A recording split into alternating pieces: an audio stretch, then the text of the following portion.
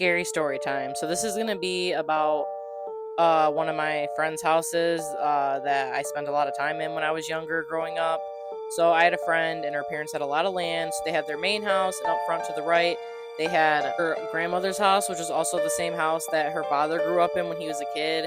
And then there was like an office area that her dad did, a separate building. He did his work in there or whatever.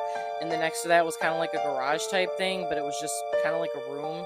She used to have sleepovers in there, and then we eventually would have sleepovers in her grandmother's old house when she had passed away.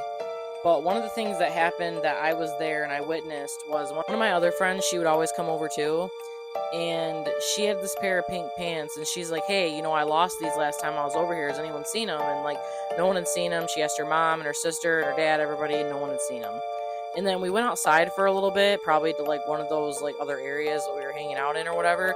And she came back inside and she's like, hey, I gotta go in your room real quick and grab something. She goes in there and all we hear is, oh my God. And we're like, what happened? And we go in there.